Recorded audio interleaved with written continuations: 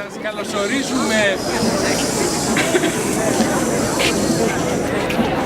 εκ μέρους της Πρωτοβουλίας Πολιτών για τους Λίθους Μνήμης στη Θεσσαλονίκη, στη τελετή που διοργανώνουμε σε συνεργασία με τον Οργανισμό Λιμένων Θεσσαλονίκης και το Ίδρυμα Χάιρι Μπέλ Ελλάδας.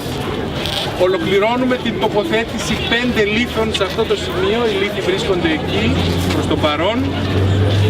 Θα θυμίζουν αυτοί οι λίθοι ότι εδώ γύρω στο μέχρι το 1943 εργάζονταν ο Ελιάου Κατάν Μαΐρ, ο Μωής Μόλχο, ο Χαΐμ Μπεν Σοάν, ο Εσδρά Πιτσόν και ο Αβραάμ Σουχαμί.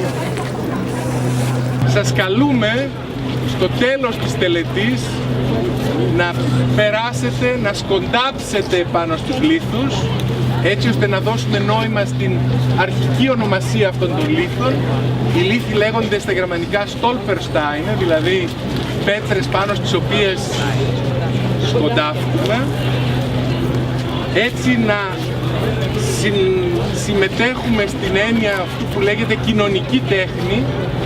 Όλοι μαζί φτιάχνουμε ένα έργο τέχνης που μας θυμίζει κάτι, ένα έργο τέχνης όπως το φαντάστηκε ο καλλιτέχνης Γκούντερ Ντέμι. Η λίθη αυτή της αλήθειας, δηλαδή της μη λίθης, ενσωματώνουν με τον πιο παραστατικό τρόπο την ρίση της Άλκης Κυριακίδου Νέστορος. Η μνήμη των ανθρώπων είναι οι άνθρωποι. Σας καλούμε να στοχαστούμε μαζί ποιες πληγές υποστρωματώνονται στη γη αυτής της πόλης, να αναστοχαστούμε την ιστορία της, να αποκτήσουμε αυτεπίγνωση αλλά και συνείδηση του σεβασμού της αξιοπρέπειας του ατόμου, του ανθρώπου, να αγωνιστούμε για ένα πιο δίκαιο μέλλον. Επιτρέψτε μας να ξεκινήσουμε με τους ήχους της χοροδίας της Ισραηλιτικής Κοινότητας Θεσσαλονίκης. Με τη διεύθυνση του Κωστή Παπάζογλου θα παρουσιάσουν έναν ύμνο του Δαβίδ, Αδωνάη, και ένα σεφαραδίτικο τραγούδι, Αντίο Κερίδα, Αντίο Αγαπημένη. Στη συνέχεια θα υπάρξει ένα σύντομο θεατρικό δρόμενο από 12 παιδιά του δεύτερου πειραματικού λυκείου Θεσσαλονίκης και στη συνέχεια θα σας πούμε τι θα ακολουθήσει. Ευχαριστώ πολύ.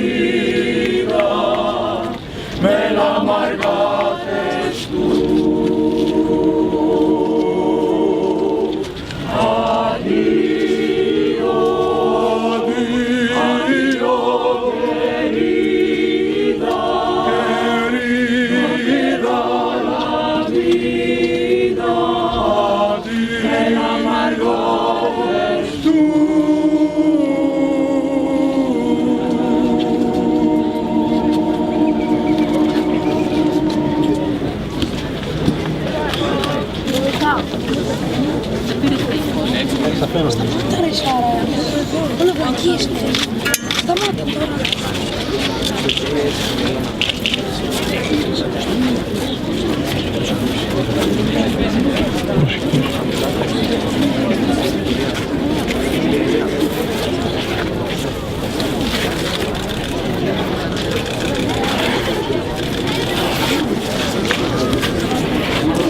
Γεια σου, Αντρέα.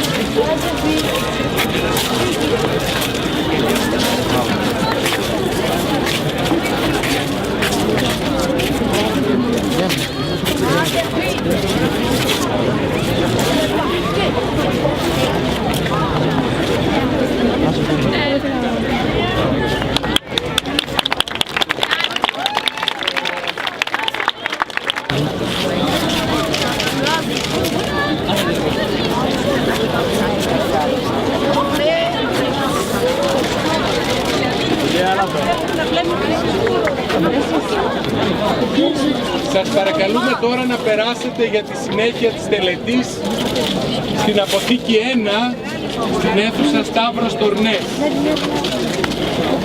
Ακολουθήστε τα παιδιά με τα αστέρια.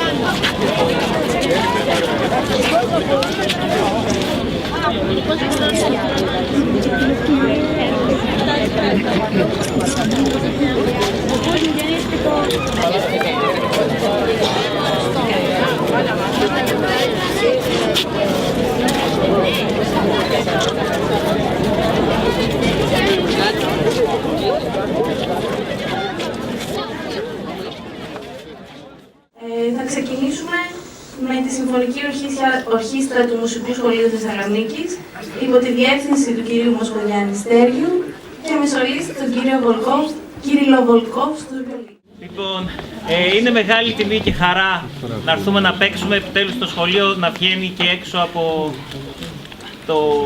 τις αίθουσες και το χώρο συναυλιών που έχουμε στο σχολείο. Είναι ευκαιρία να δείξουμε τη δουλειά μας. Είμαστε στη Συμφωνική Ορχήστρα. Σολίστο ο μαθητής Δευτέρας Λυκείου Κύριλλος Βολκόφ που θα μας παίξει σήμερα από το θέμα της ταινίας «Η λίστα του Σίντλερ» του Τζον Βίλιαμς.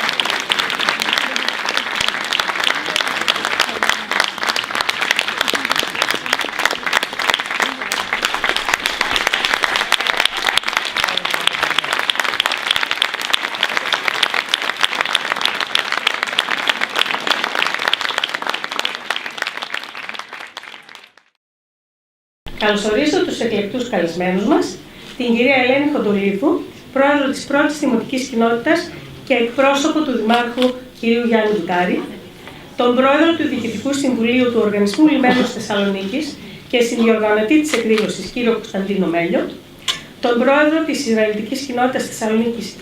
Δαβίδ Σαλτιέλ, τον κύριο Ιωάννης Λούκας Κάρτνα, εκπρόσωπο του οργανισμού Humanity in Action, που υποστήριξε μαζί με το γερμανικό ίδρυμα Erinnerung Verantwortung Zukunft το project αυτό και ήρθε επί τούτης από τη Γερμανία, καθώς και την αγαπητή φίλη της πρωτοβουλίας μας και ιστορικό, την κυρία Γκαμπριέλα Εκμετσόγλου, που ήρθε από το Βερολίνο για να παρευρεθεί στη σημαντική αυτή για μας μέρα και να μας μιλήσει. Ιδιαίτερα καλωσορίζω και χαίρομαι για την πολυπληθή παρουσία μαθητών και μαθητριών σχολείων της Θεσσαλονίκης και για την ενεργό συμμετοχή τους στη σημερινή εκδήλωση. Το συγκινητικό δρόμενο που παρακολουθήσαμε μόλις πριν, κατά την τοποθέτηση των λίθων μνήμης, σχεδιάστηκε από μαθητές και μαθήτριες του δεύτερου πειραματικού λυκείου Θεσσαλονίκης, οι οποίοι θα κλείσουν και την εκδήλωση με απαγγελία ποιημάτων που έγραψαν ειδικά για σήμερα. Να αναφέρω εδώ ότι το δεύτερο πειραματικό λύκειο, μαζί με μαθητές και μαθήτριες του πρώτου γυμνασίου Τούμπας, παρακολούθησαν την ταινία Φιλιά στα παιδιά του σκηνοθέτη Βασίλη Λουλέ, που προβλήθηκε στο πλαίσιο του πρώτου Διεθνούς Φεστιβάλ Ταινιών Select Respect, το οποίο οργανώνουν από κοινού 7 μη κυβερνητικές οργανώσεις της πόλης. Παιδιά, ευχαριστούμε πολύ εσάς, όσους μείνετε τώρα ακόμα στην αίθουσα, αλλά και τους καθηγητές και τις καθηγήτριές σας για τη συνδρομή σας. Ελπίζουμε να κερδίσατε νέες εμπειρίες και να μάθετε σήμερα κάτι που ίσως δεν γνωρίζατε για την πόλη μας. Το βίντεο που παρακολουθήσαμε στην αρχή με τον τίτλο Σαλόνικα, A City with Amnesia, είναι το τρέιλερ μιας ταινίας του Γερμανού σκηνοθέτη Μίχαελ Στάινμαν, που δεν έχει ολοκληρωθεί ακόμη. Τον ευχαριστούμε πολύ που μας έδωσε την άδεια να το προβάλλουμε για πρώτη φορά δημόσια. Το επιλέξαμε επειδή μας εκφράζει. Εκφράζει το σκοπό της πρωτοβουλίας πολιτών. Να σηκώσει το πέπλο της αμνησίας που επικρατεί στη Θεσσαλονίκη, όπως φυσικά και σε άλλες πόλεις. Να ανασυρθεί από τη λύθη το παρελθόν και να αποτυπωθούν τα ιστορικά συμβάντα που οδήγησαν στην αλλαγή της φυσιογνωμίας της πόλης, στη συλλογική μνήμη της δικής μας γενιάς, αλλά και των γενιών που θα μας ακολουθήσουν. Να ανασυρθούν από τη λύθη οι ιστορίες των Εβραίων συμπολιτών μας που ζούσαν ανάμεσά μας και έγιναν ανέτεια και βάναυσα θύματα του παραλογισμού των Ναζί στα στρατόπεδα εξόντωσης του Auschwitz και του Ντάχαου. Να αποδοθεί στα θύματα του Ολοκαυτώματος, έστω και μετά από 73 χρόνια, φόρος τιμής, καθώς ο ανυποψίαστος περαστικός θα σκοντάψει στους λίθους που φέρουν το όνομά τους και θα σκύψει για να τους διαβάσει. Στις περισσότερες από 500 πόλεις σε όλη την Ευρώπη, τα Stolpersteine, το έργο του Γερμανού καλλιτέχνη Γκούντα Ντέμνιχ, που τόσο μας ενέπνευσε για να δημιουργήσουμε αυτήν την πρωτοβουλία, τοποθετούνται στο πεζοδρόμιο μπροστά στην τελευταία κατοικία των θυμάτων. Εκεί όπου ζούσαν ειρηνικά, δίπλα στον υπόλοιπο πληθυσμό και από όπου ξεριζώθηκαν και δεν γύρισαν ποτέ. Την πρωτοβουλία δεν την παίρνουν ούτε οι κυβερνήσεις, ούτε οι δήμοι, ούτε επιτροπές ιστορικών, ούτε καν οι Ισραηλιτικές κοινότητες. Την παίρνουν οι ίδιοι οι πολίτες στη γειτονιά τους που θέλουν να θυμηθούν και να θυμίσουν. Η Ρεγκίνα Φρέντζου και η Εύα Παναγιώτου, που είναι σήμερα μαζί μας και οι οποίες πρότειναν την τοποθέτηση αυτών των 5 λίθων μνήμης, θα σας εξιστορήσουν αργότερα την πορεία της πρωτοβουλίας τους, αλλά και το πώς διαδόθηκε το εγχείρημα αυτό και υλοποιείται σε άλλες πόλεις. Θα ακούσουμε επίσης την κυρία Άννε Τόμας, στενή συνεργάτη του καλλιτέχνη Γκούντα Ντέμνιχ, την οποία χαιρετούμε και ευχαριστούμε πολύ. Η πρωτοβουλία μας φιλοδοξεί οι λίθοι μνήμης να γίνουν αποδεκτοί στην πόλη μας και να βρουν και άλλους υποστηρικτές και νημητές που θα θελήσουν να τοποθετήσουν λίθους μνήμης στη γειτονιά τους, να θυμηθούν και να τιμήσουν τους χαμένους συμπολίτες μας που ξεριζώθηκαν από τα σπίτια τους και εξαναγκάστηκαν σε έναν δρόμο χωρίς επιστροφή. Και ελπίζουμε αυτές οι πρωτοβουλίες να βρουν στο μέλλον ευήκο ΟΤΑ και συμμάχους στη Δημοτική Αρχή της Θεσσαλονίκης, η οποία έχει την ευθύνη της διαχείρισης του δημόσιου χώρου και ως εκ τούτου είναι αρμόδια να δίνει την έγκρισή της για παρόμοιες παρεμβάσεις. Εμείς δεν καταφέρουμε να την πείσουμε στην πρώτη απόπειρά μας, ελπίζουμε να το καταφέρουν οι επόμενοι. Σήμερα δεν θα ήμασταν εδώ για να τους υποστηρίξουμε και να μοιραστούμε τις εμπειρίες μιας προσπάθειας που διήρκεσε 2 χρόνια. Πριν από εμάς, σήμερα προηγήθηκε το Σεπτέμβριο του 2015 η τοποθέτηση των πρώτων λίθων μνήμης στην Ελλάδα στο πρώτο γυμνάσιο Αρένων, στην αρχή της Βασιλής Όλγας, μια πρωτοβουλία ενός μεταγενέστερου αποφύτου του σχολείου αυτού, στη μνήμη των 149 Εβραίων μαθητών του σχολείου, θυμάτων του Ολοκαυτώματος. Κλείνοντας, θέλουμε να αναφέρουμε και να ευχαριστήσουμε όσους και όσες μας υποστήριξαν στην προσπάθεια αυτή. Σήμερα δεν θα ήμασταν εδώ αν η προσπάθεια αυτή δεν είχε από την πρώτη στιγμή την αμέριστη υποστήριξη της Ισραηλιτικής κοινότητας της Θεσσαλονίκης και του Προέδρου της, κ. Δαβίδ Σαλτιέλη. Υποστήριξη ηθική και έμπρακτη. Με την πολύτιμη συνδρομή της έδρας Εβραϊκών Σπουδών, του Αριστοτελείου Πανεπιστημίου Θεσσαλονίκης και του καθηγητή Γιώργου Αντωνίου, έγιναν οι απαραίτητες έρευνες στο αρχείο της κοινότητας και εντοπίστηκαν ονόματα και ημερομηνίες. Σας ευχαριστούμε, κύριε Σαλτιέλ, και εσάς, κύριε Αντωνίου, που γίνατε και ενεργό μέλος της πρωτοβουλίας μας. Ευχαριστούμε το Διοικητικό Συμβούλιο του Οργανισμού Λιμένα Θεσσαλονίκης, που έκανε με τα χαράς αποδεκτό το αίτημά μας και συνέδραμε στο να πραγματοποιηθεί εδώ, στο λιμάνι της πόλης, η τοποθέτηση των λίθων μνήμης για τους 5 Εβραίους εργαζόμενους του.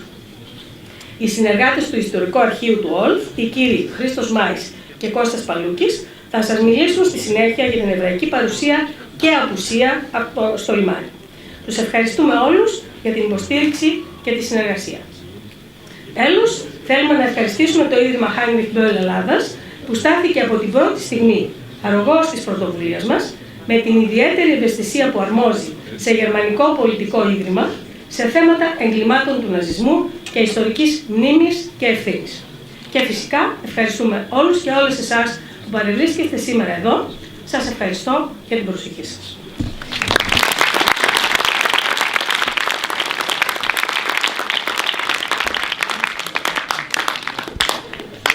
Στη συνέχεια θα ακούσουμε ένα σύντομο χαιρετισμό από τον κύριο Κωνσταντίνο Μέλιο, πρόεδρο του Διοικητικού Συμβουλίου του Οργανισμού Λιμένος της Θεσσαλονίκης.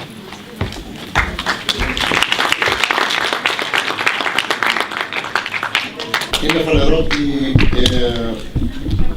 έχω μια συγκίνηση για αυτό που συνέβη σήμερα και πιστεύω ότι αν ήταν και τα υπόλοιπα μέλη του Διοικητικού Συμβουλίου θα αισθάνονταν την ίδια συγκίνηση. Και είναι και χαρά βέβαια, φιλοξενήσαμε στο λιμάνι, στο χώρο του λιμανιού, τους λίθους μνήμης για τους Εβραίους συμπολίτες και εργαζόμενους της εταιρείας, οι οποίοι έπεσαν θύματα της ναζιστικής θηριωδίας, όπως και η συντηρητική πλειοψηφία της κοινότητας της πόλης. Η εταιρεία αγκάλιασε την προσπάθεια αυτή αμέσως και όχι μόνο για λόγους ευαισθησίας, γιατί η ιστορία των Εβραίων της Θεσσαλονίκης είναι άρρηκτα συνδεμένη με την ίδια την ιστορία του λιμανιού. Από την άφηξή τους στην πόλη της Θεσσαλονίκης, μετά το διωγμό του 15ου αιώνα, συνέβαλαν τα μέγιστα στην ανάπτυξη του λιμανιού και κατ' επέκταση της πόλης.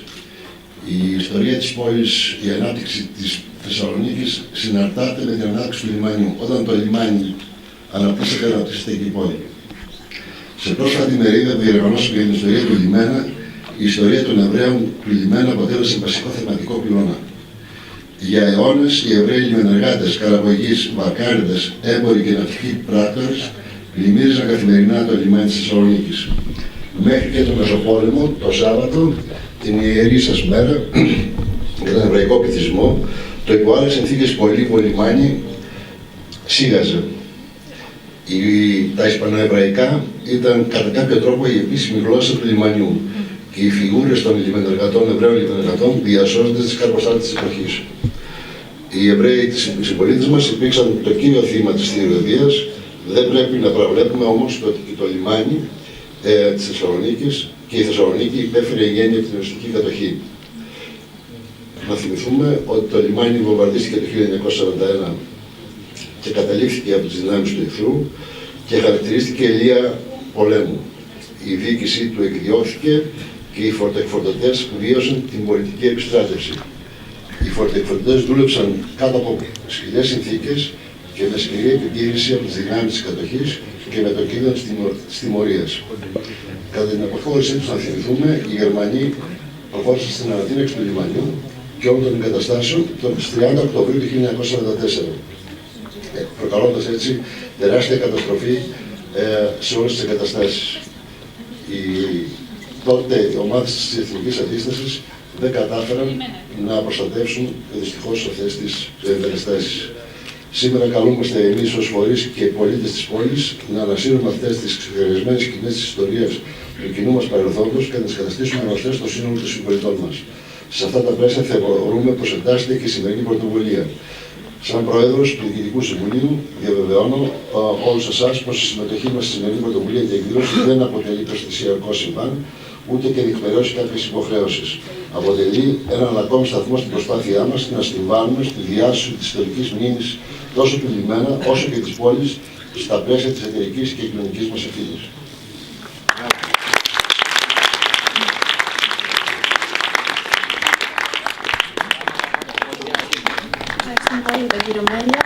Στη συνέχεια θα είχαμε κοντά μας τον κύριο Γιάννη Κουτάρη, της Θεσσαλονίκης, αλλά δυστυχώς δεν μπόρεσε να είναι. Αυτό ακριβώς θα έλεγα μόλις, κυρία Χοντολίδου, η πρόεδρος της πρώτης κοινότητας, η οποία εκπροσωπεί τον Δήμαρχο.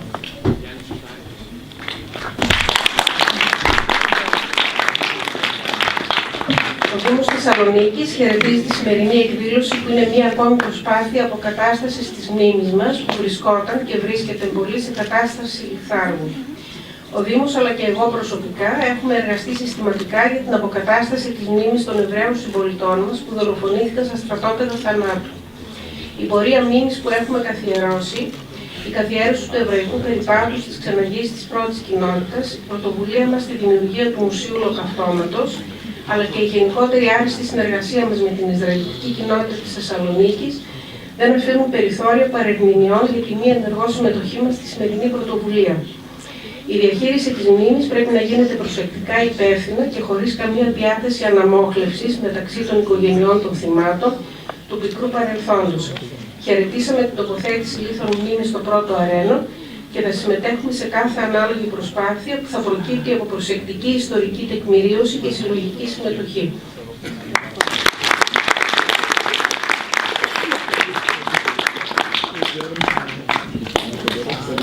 Στη συνέχεια, ο κύριος Δαβίδης Αλτιέλ, πρόεδρος της Ισραηλιτικής κοινότητας Θεσσαλονίκης.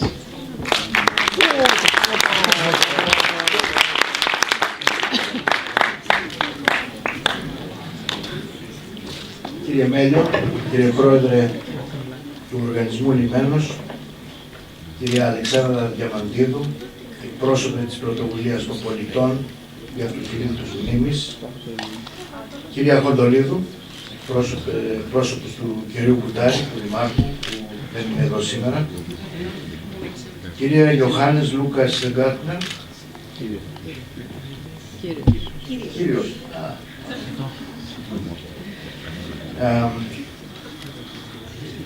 κυρία Ρεγκίνα Φρέντζου, και επίσης θέλω να πω τα συγχαρητήριά μου και ευχαριστώ πολύ το Μουσικό Σχολείο για την παρουσία του απόψε εδώ, όπως επίσης και το δεύτερο πειραματικό σχολείο, γιατί πραγματικά η παρουσία των παιδιών εδώ δίνουν νόημα σε όλη αυτή την εκδήλωση. Σας ευχαριστώ από καρδιάς.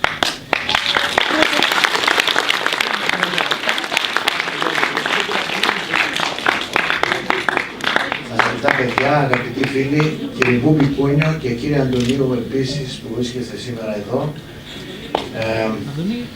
θα έχετε συγκινηθεί και εσείς φαντάζομαι από αυτή την εκδήλωση η οποία πραγματικά μας δημιουργεί συναισθήματα του παρελθόντος αλλά και του μέλλοντος. Όταν έχουμε τέτοια παιδιά και τέτοιες παρουσίες δεν θα υπάρξουν άλλα ολοκαυτώματα.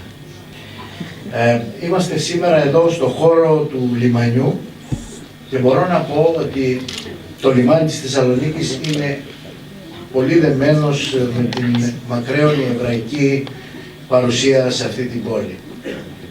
Το κτίριο του Τελωνίου, όπως ξέρετε, είναι σχεδιασμένο από τον Ελίμο Διάνο και είναι εδώ από τότε για να μας θυμίζει μια εποχή που η Θεσσαλονίκη, όπως όλοι γνωρίζουμε, ήταν η Μητρόπολη των Βαλκανίων, ένα πνευματικό κέντρο και οικονομικό πρώτης γραμμής, με το λιμάνι, όπως μας είπε και ο Πρόεδρος, που είναι η ψυχή της δυναμικότητας μιας πόλης, να βοά καθημερινά από κόσμο, από εμπορεύματα που ξεφορτώνανε, που φορτώνανε. Και σωστά είπε ο πρόεδρος ότι η ισπανοεβραϊκή γλώσσα ήταν αυτή που ακουγότανε στο λιμάνι, και βεβαίως υπήρχαν και πολλά μαγαζιά γύρω-γύρω, και όταν φύγαν οι Εβραίοι ή όταν ήταν Σάββατο, το λιμάνι νέκρωνε.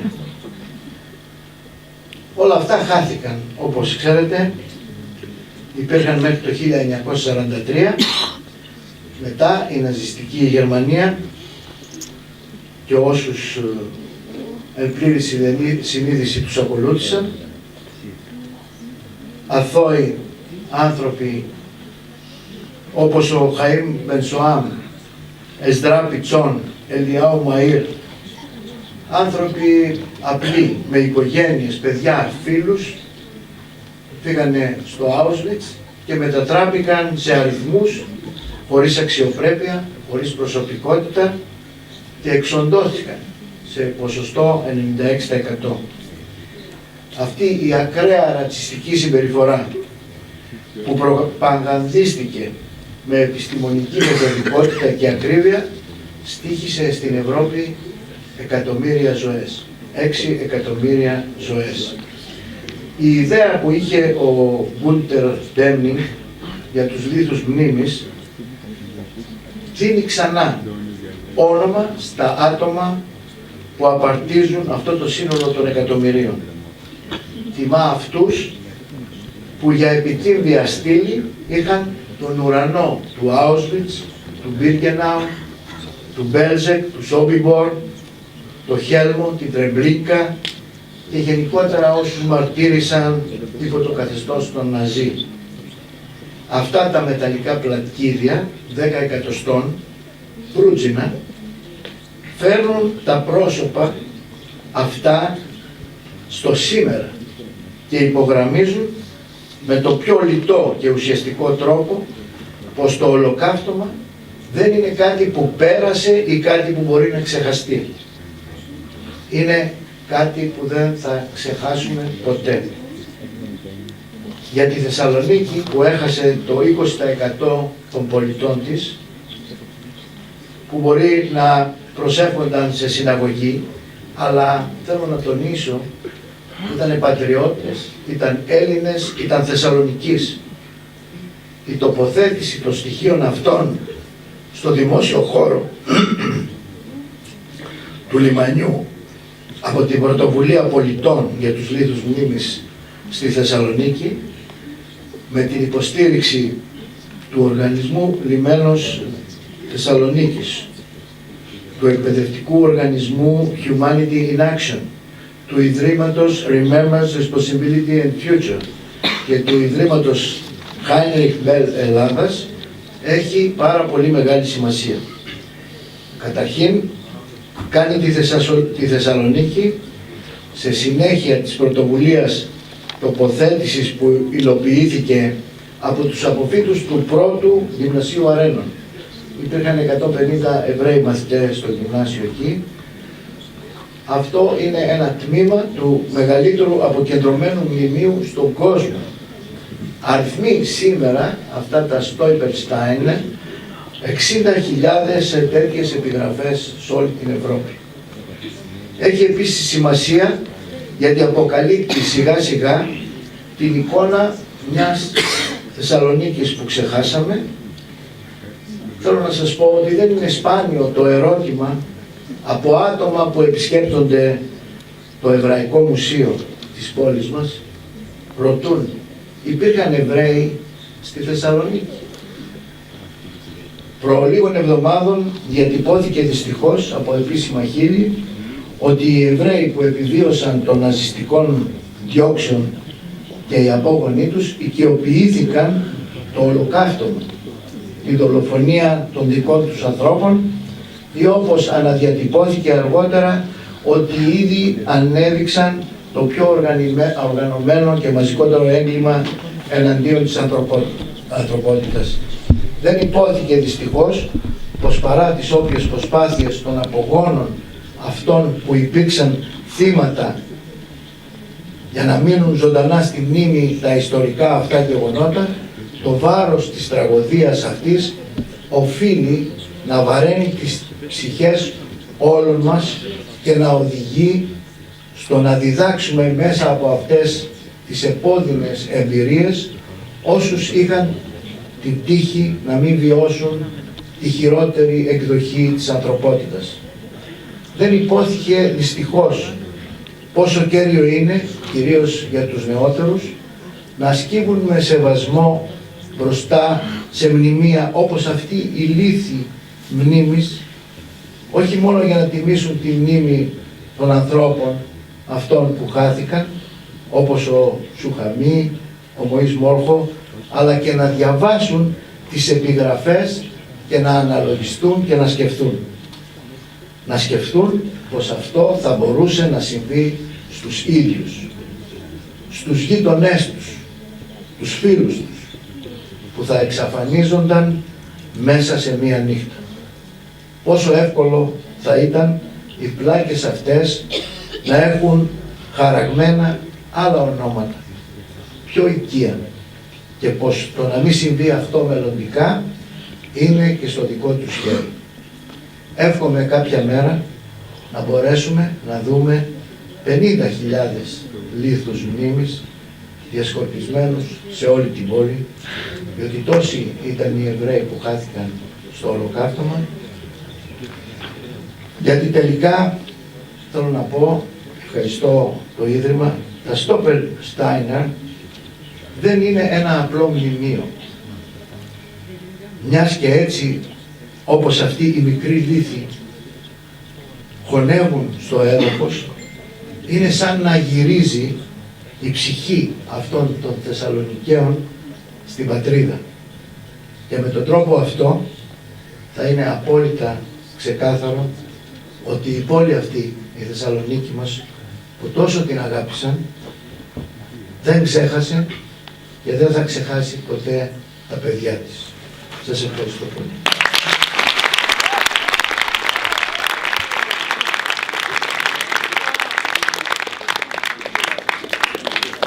Ευχαριστώ πολύ για αυτά τα σημαντικά λόγια. Στη συνέχεια θα ακούσουμε τον κύριο Γιωχάννης Λούκας Κάρνερ, τον υπεύθυνο προγραμμάτων του Εκπαιδευτικού Οργανισμού Humanity in Action. The floor is yours. First of all, I would like to apologize that I'm not able to do this in Greek. I'll have to do it in English, and I hope that there won't be any problems. There's someone here, I'm very grateful that you're translating for me. And it's my great pleasure and honor to be here today to participate in this very special event, which initially started off with two of our Greek alumni, with Regina and Eva. Please allow me to very briefly sketch out the connection. Humanity in Action is an international educational organization with branches in Bosnia, in Denmark, in the Netherlands, in Poland, and in the United States, of course. And for almost 20 years now, our mission and our aim has been to connect, to support, and to educate a global network of university students, of established leaders, and young professionals to help them in their commitment to promote human rights, minority rights, active citizenship, democracy, and diversity, both in their own communities and well beyond the borders of their own communities. Πρώτα απ' όλα ζήτησε συγγνώμη γιατί δεν μπόρεσε να ετοιμάσει τον λόγο του στα ελληνικά. Απευθύνεται σε εσάς ως αγαπητούς προσκεκλημένους και φίλους.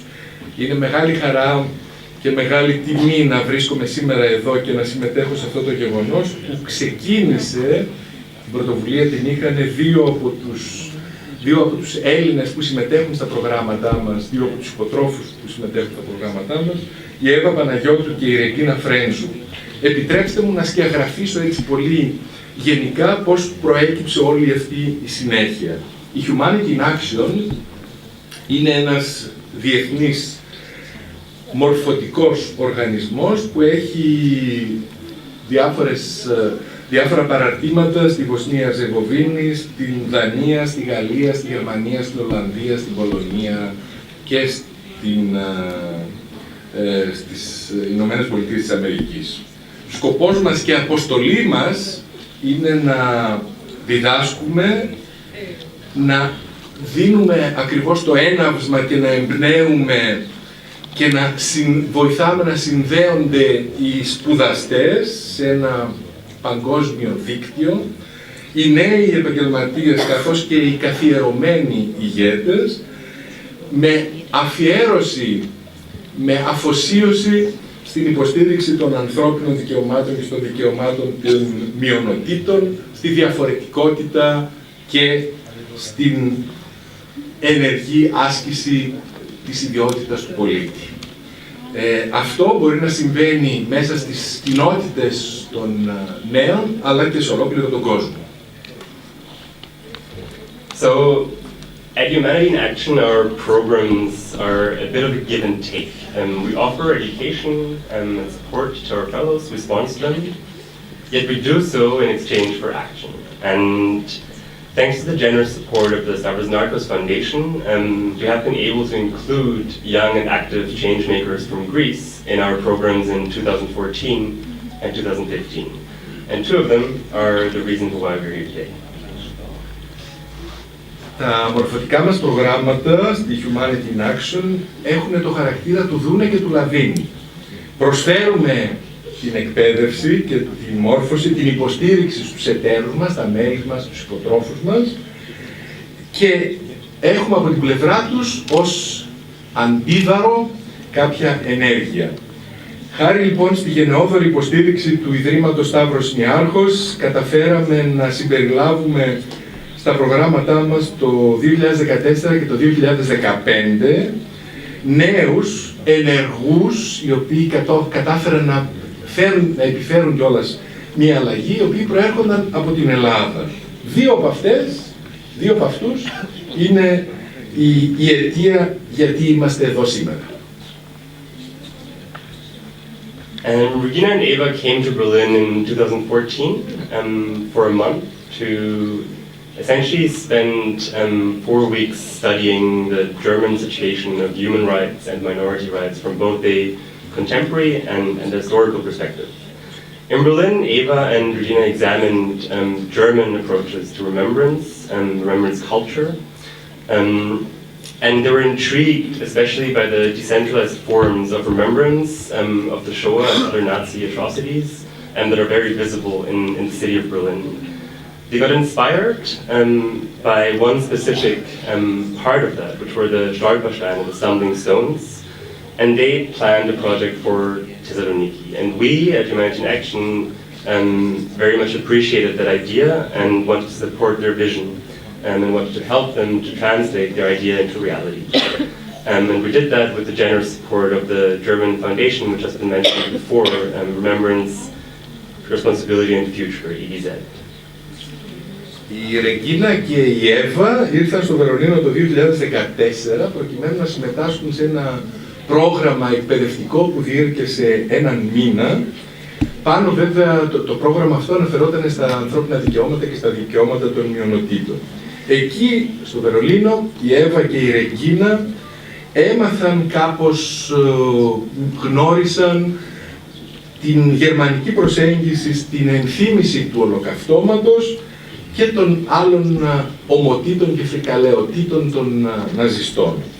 Αυτό τους δημιούργησε ένα εσωτερικό κίνητρο και ένα ενδιαφέρον για να δουν πώς μπορεί η μνήμη να αποκτήσει έτσι μία επέκταση μέσα στην πόλη. Η Ρεγκίνα λοιπόν και η Εύα γνώρισαν τον πολιτισμό της ανάμνησης της Γερμανίας, γνώρισαν το πρόγραμμα, το σχέδιο αυτό το καλλιτεχνικό για τα Stolpersteine και σκέφτηκαν την επέκτασή του και την εφαρμογή του στη Θεσσαλονίκη. Αποφασίσαμε να υποστηρίξουμε το όραμά τους και πραγματικά μπορέσαμε να τους βοηθήσουμε να μετατρέψουν αυτό το πρόγραμμα σε πραγματικότητα μαζί με την γενναιόδορη υποστήριξη της Ένωσης που υπάρχει στη Γερμανία η Ένωση έχει την ονομασία των 3 λέξεων: ανάμνηση, ευθύνη και μέλλον.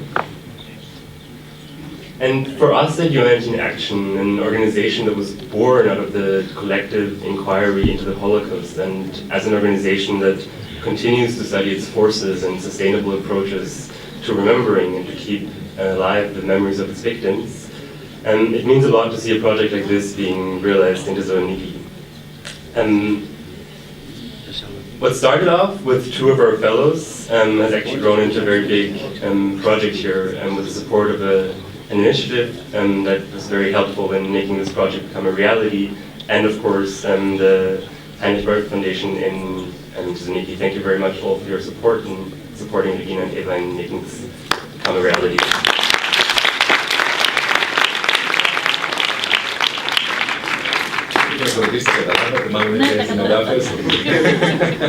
Λοιπόν, για όλους μας του Humanity in Action, μια οργάνωση που γεννήθηκε από την ανάγκη της συλλογικής έρευνας για το ολοκαύτωμα και μια οργάνωση που εξακολουθεί να σπουδάζει και να μελετάει όλες τις δράσεις που συνδέθηκαν με τη μνήμη των θυμάτων, σημαίνει πάρα πολλά έτσι όπως είδε να πραγματοποιείται αυτό το project στη Θεσσαλονίκη. Η πρωτοβουλία που ξεκίνησε από 2 ανθρώπους αγκαλιάστηκε από μια ευρύτερη πρωτοβουλία της πόλης, την πρωτοβουλία για τους λίθους μνήμης στην Θεσσαλονίκη, και μπόρεσε να υλοποιηθεί με την υποστήριξη του Ιδρύματος Heinrich Böll και του Ιδρύματος Ανάμνηση, Ευθύνη και Μέλλον. Ευχαριστώ πολύ.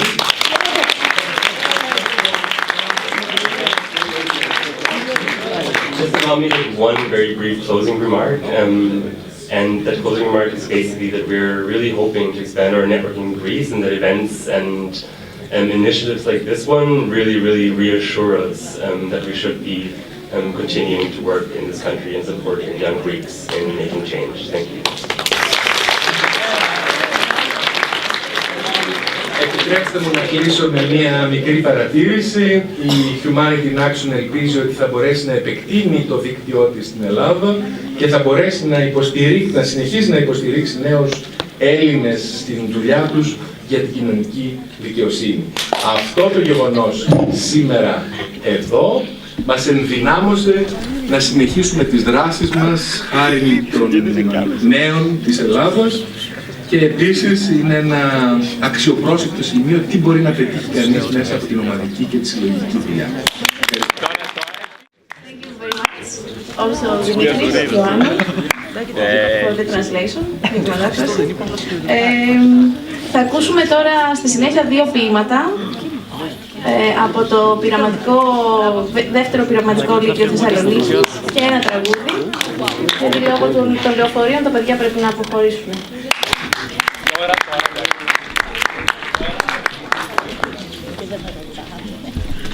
Το κάπου εκεί έξω. Σκισμένα γράμματα στην κάπνα της ζωής, σαν κύματα χάνονται, κομματιασμένα, φεύγουν. Μέσα στην πόλη, κρυφά η ελπίδα κλαίει, σφυρίζοντας τα τρένα, την τροφή του ζητούν. Τα τζάμια, σπασμένα, γυαλιά καρφωμένα, και ο χάρος δεν παίρνει από το στόμα τροφή. Εμπρός μες στο χώρο, τραγούδια ψιθυρίζει, για παιδιά που χάνονται, ο θάνατος γλυκά. Το κάπου εκεί έξω σπάει, κομματιάζεται και μένει το σημείο αυτό που εσύ στέκεις. Και εποχές στοτεινές, δεκάδες χρόνια πίσω, με την πόρτα κλεισμένη, μένει μόνο η σιωπή. Αλλάζει το νέφος, τ' αύριο πάει στο χθες. Σπάνε φράχτες και αστέρια, φωνές ιχνηλωτοί. Φωνές χαρούμενες, η λύθη της αλεύει. Το πράγματι όμως δεν αντικρίζει ρολόι. Γιατί μες στο αίμα, χέρια βουτά ο φθόνος, προς μίαν άλλη ζωή, το δρόμο κοιτάζει.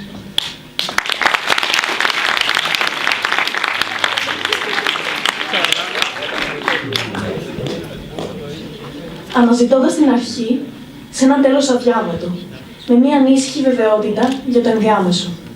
Ίσως κάποια σάρκινη σιωπή ή το αιμοστατικό στο μαξιλάρι να καταδείξουν μια καθησυχαστική λογική. Είναι αληθινός ο υδρότας, εκείνος που έλουσε κάθε πετραδάκι του δρόμου. κάθε σκύρτιμο του χρόνου.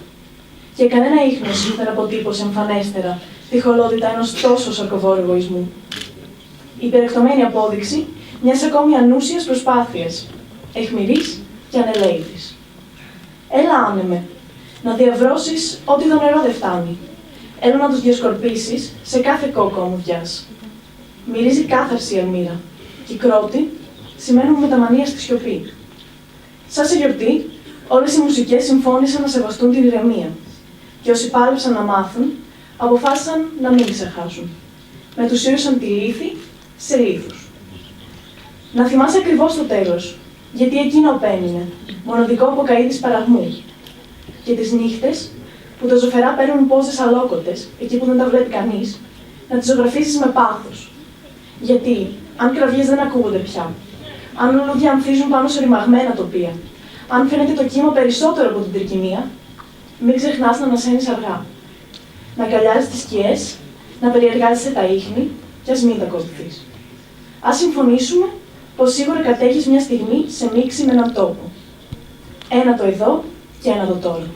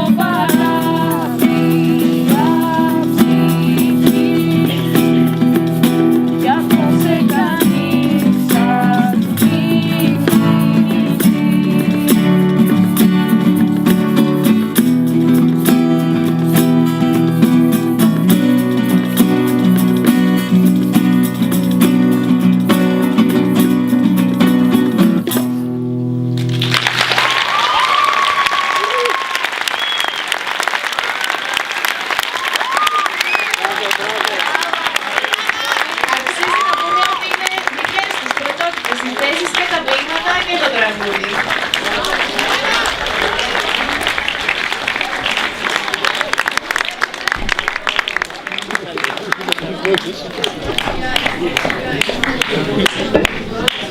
μετά από αυτό το ευχάριστο διάλειμμα, επιστρέφουμε πίσω στα δικά μας πεζά. Θα σας διαβάσω μία επιστολή του Γενικού Πρόξενου της Γερμανίας στη Θεσσαλονίκη, του κυρίου Βάλτερ Στέχερ, ο οποίος δεν μπορούσε να παρευρίσκεται σήμερα μαζί μας.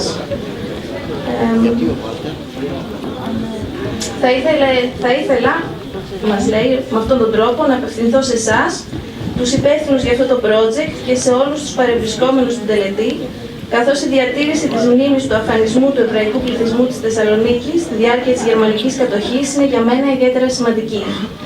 Ο μεγάλος αριθμός των θυμάτων της Ισραηλιτικής κοινότητας τείνει να αποσπάσει το ενδιαφέρον από τις προσωπικές ιστορίες.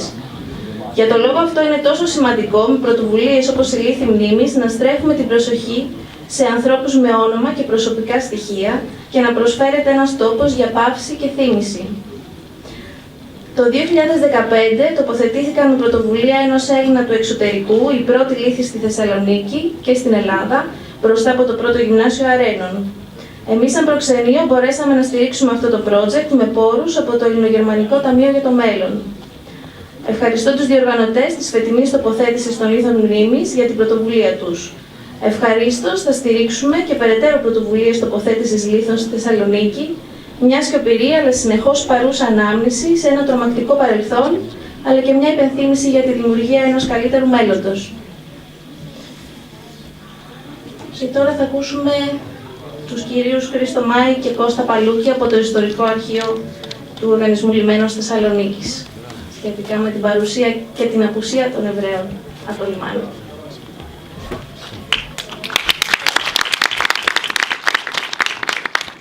Γεια σας. Πώς δουλεύαμε στο λιμάνι σκληρά Σαλονίκη. Τα μπράτσα μας ήταν γερά, οι γυναίκες ήταν γυναίκες, το Σάββατο όλα κλειστά. Πρόκειται για μερικούς μεταφρασμένους στίχους του τραγουδιού Σαλονίκη με αμόρ, αρχικά τραγουδισμένος στα ισπανοεβραϊκά και τα εβραϊκά. Η εβραϊκή παρουσία στο λιμένα της Θεσσαλονίκης υπήρξε εντονότατη μέχρι και τα χρόνια του Μεσοπολέμου ως προς τον τομέα της λιμενεργασίας και μέχρι την κατοχή ως προς τη συνεργασία λιμένα και Εβραίων ναυτικών πρακτόρων και εμπόρων. Υπήρξε τόσο σημαντική αλλά και ισχυρή, ούτως ώστε μέχρι τα μέσα της δεκαετίας του 20, όπως λένε και οι προαναφερθέντες στίχοι, το Σάββατο να αποτελεί αργία και τα ισπανοεβραϊκά να αποτελούν βασική γλώσσα συνεννόησης εντός του λιμένα. Το τελευταίο το αναφέρει και ο Μωυσής Μιχαήλ Μπουρλάς, ο οποίος κατά το Μεσοπόλεμο ήταν μαθητευόμενος σε μηχανουργείο πλησίων του λιμανιού. Σύμφωνα με τον ίδιο, οι χριστιανοί εργάτες στο λιμάνι μιλούσαν τα ισπανοεβραϊκά καλύτερα από ό,τι μιλούσαν οι Εβραίοι του λιμανιού τα ελληνικά. Αλλά πριν προχωρήσουμε στην επαγγελματική σχέση μερίδων του εβραϊκού πληθυσμού της πόλης με το λιμάνι, οφείλουμε να πούμε ότι το λιμάνι της Θεσσαλονίκης υπήρξε πέραν όλων των άλλων και πύλη εισόδου πληθυσμών, οι οποίοι εκδιώχθηκαν από τις αιστείες τους. Πρώτα έφτασαν οι Ισπανοεβραίοι κατά τα τέλη του 15ου αιώνα μετά την εκδίωξή τους από την Ιβηρική και αρκετούς αιώνες αργότερα, σταδιακά, οι πρόσφυγες από τη Μικρά Ασία και τον Πόντο κατά την περίοδο 22-23. Το 1519 ο εβραϊκός πληθυσμός αποτελούσε το μισό περίπου πληθυσμό της πόλης, αποτελώντας τη μεγαλύτερη εθνοτική ομάδα. Αυτό διατηρήθηκε μέχρι και την ενσωμάτωση της Θεσσαλονίκης στο ελληνικό κράτος το 1912, οπότε και είχαμε σημαντικές μεταβολές στην εθνοτική σύνθεση της πόλης. Το εβραϊκό στοιχείο συνέβαλε τόσο στην άνθηση του εμπορίου και της βιομηχανίας, όσο και του συνδικαλισμού στο λιμάνι. Αυτά τα τρία στοιχεία συνδέονται άρρηκτα με το λιμένα, μιας και αφενός αποτελεί διαμετακομιστικό κόμβο εμπορίου και αφετέρου χώρο συγκέντρωσης εργατών και εργαζομένων. Μιλώντας για το εβραϊκό στοιχείο που εργαζόταν στο λιμένα, δεν αναφερόμαστε βέβαια μόνο στη σχεδόν μονοπωλιακή σχέση που είχαν οι Εβραίοι Θεσσαλονικής με τον τομέα της φορτοεκφόρτωσης μέχρι και την έλευση των προσφύγων του 22. Η εβραϊκή παρουσία υπήρξε εξίσου σημαντική στον κομβικό κλάδο των ναυτικών πρακτόρων. Αυτή συνδεόταν και με τους δεσμούς που είχαν Εβραίοι έμποροι της πόλης με άλλους Εβραίους εμπόρους ευρωπαϊκών λιμένων λόγω χάρη του Λιβόρνο. Ένα ενδιαφέρον στοιχείο αποτελεί το μποϊκοτάζ του λιμανιού της Αγκώνας στα μέσα του 16ου αιώνα από πλευράς των Ραβίνων της Θεσσαλονίκης, μιας και οι αρχές της πόλης αυτής θανάτωσαν πολλούς Εβραίους. Σύμφωνα με τον Αλμπέρτο Νάρ, το 1793, ο Άγγλος περιηγητής Ρίτσαρντ Ρόκοκ έγραφε ότι τα καπνά εξάγονται στο Λιβόρνο, στη Βενετία και στην Αγκώνα από Εβραίους εμπόρους. Δεν πρόκειται για φαινόμενο που εκδηλώνεται μόνο στη Θεσσαλονίκη, μιας και κυρίως οι Σεφαρδίτες Εβραίοι κάνουν αισθητή την παρουσία τους σε σειρά λιμανιών, στο βαθμό που ο ιστορικός David Sorkin τους αποκαλεί Εβραίους λιμανιού, Port Jews. Σύμφωνα με το Σύλλογο Ναυτικών Πρακτόρων Θεσσαλονίκης, μέλη εβραϊκών οικογενειών με σημαντική συμβολή στην κοινωνική, οικονομική και πολιτική ζωή της πόλης, όπως η Άβοτ, Καράσο, Μπενβενίστε, Αρδίτη, Κάουκι, Αλαλούφ, Μόλχο, Μοδιάνο, Ναχαμά, Σαλτιέλ, ακόμη και εκ των ιδρυτών της Φεδρασιών Αβραάμ Μπεναρόγια, όπως και πολλοί άλλοι Εβραίοι της πόλης, διετέλεσαν ναυτικοί πράκτορες. Στις άμεσες και έμεσες εργασίες του λιμανιού, το εβραϊκό στοιχείο ήταν το επικρατέστερο μέχρι τον Μεσοπόλεμο. Συγκεκριμένα, αποτελούσαν τη συντριπτική πλειοψηφία των φορτωτών, των λιμενεργατών, είχαν μονοπόλιο ως καραγωγείς και βαρκάριδες, αλλά και ως πλανόδιοι πολιτές. Ως προς τη σημασία του τελευταίου, ας μην ξεχνάμε πως στα παλαιότερα χρόνια τα πλοία έμεναν δεμένα για πολύ καιρό μέχρι να φορτώσουν ή να εκφορτώσουν, και η πόλη γέμιζε με ξένα πληρώματα τα οποία είχαν ανάγκη να ψωνίσουν για τις διάφορες τους ανάγκες.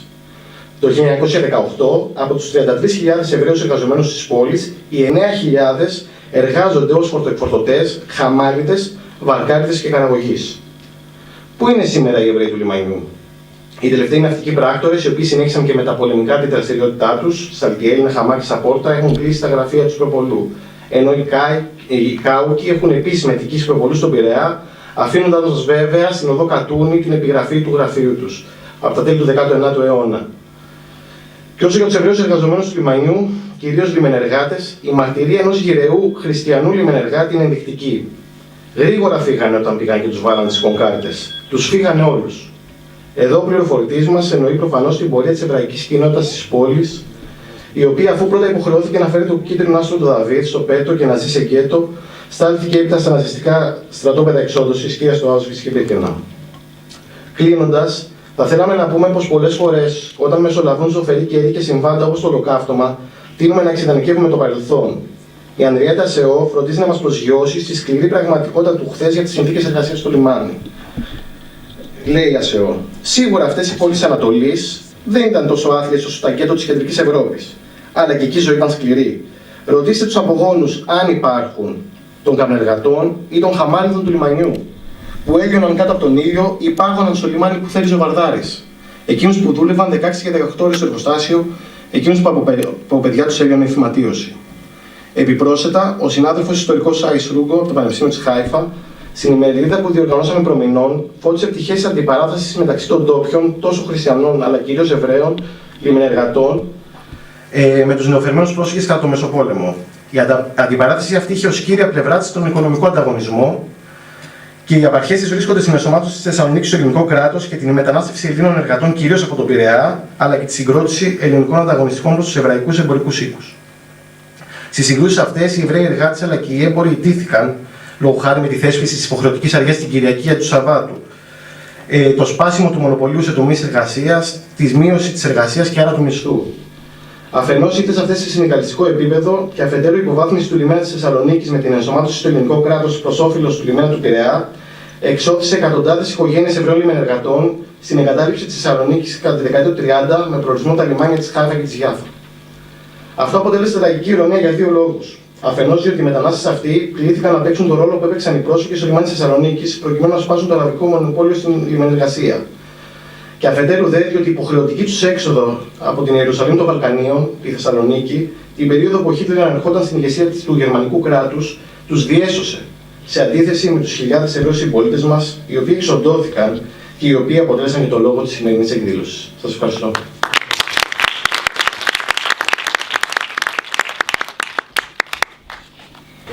Ευχαριστούμε πολύ. Η Dr. Καμπριέλα Ετμεκτσόγλου, ιστορικός, διευθύντρια του New York University στο Βερολίνο.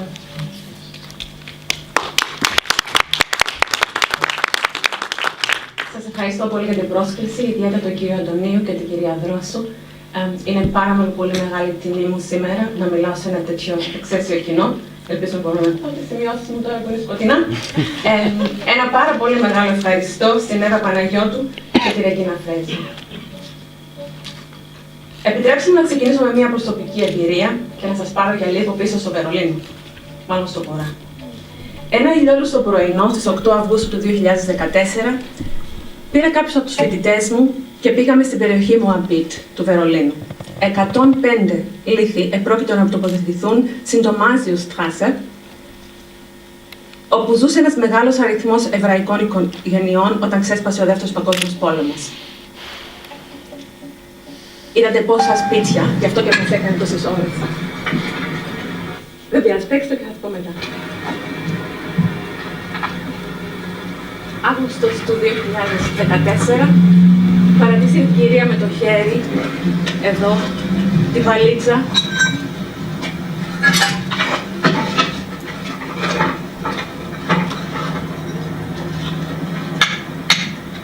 Ο κύριος Τέμνικ, στο έργο.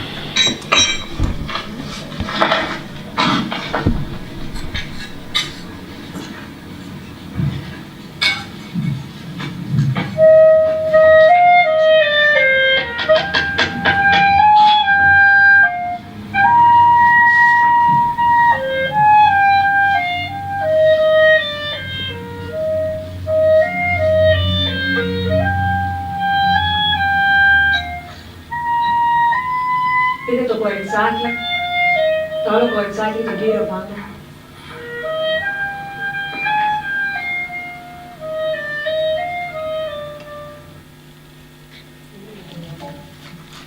Είναι ένα βίντεο γύρω στα 35 λεπτά. Υπάρχουν πάρα πολλές φωτογραφίες για το Μάζιο Στράσε, αν θέλετε μπορείτε να κοιτάξετε στο ίντερνετ. Όπως είδατε, μια ετερόκλητη ομάδα είχε συγκεντρωθεί αυτό το πρωινό, άντρες και γυναίκες, ηλικιωμένοι και νέοι, άνθρωποι από τη Γερμανία, το Ισραήλ, τη ΣΥΠΑ, το Καναδά και πολλές άλλες χώρες. Η ανιψιά ενός δολοφονηθέντος ζευγαριού, η κυρία με το χέρι έτσι που προσπαθούσε να πνίξει ένα λιγμό, άρτια φυγής από το Τελαβίβ, είχε προσκαλεθεί από ένα ζευγάρι Γερμανών να μείνει στο σπίτι τους, που άνοιγε κάποτε στην οικογένειά της. Τα 3 μικρά παιδιά του ζευγαριού παρακολουθούσαν με εκνευρισμό τη τελετή, που διάρκησε για περίπου 6 ώρες. Η κυρία πήγαινε με τη βαλίτσα της από σπίτι σε σπίτι, σε μια υποσυνείδητη προσπάθεια να καθυστερήσει την είσοδό της σε ένα τόσο δύσκολο χώρο, το πρώην σπίτι της οικογένειάς της. Τα 3 παιδιά την ακολουθούσαν, αλλά όχι από πολύ κοντά. Η τοπική κοινότητα της γειτονιάς του Μωαμπίτ κάλεσε όλους τους συμμετέσχοντας σε εκδήλωση στην Ευαγγελική Εκκλησία Σαντ Ιωάννης, όπου είχε επίσης προγραμματιστεί ένα μνημόσυνο και μια συζήτηση για αργότερα το βράδυ. Όμως οι οικογένειες των θυμάτων χρειάζονταν χρόνο μόνοι τους.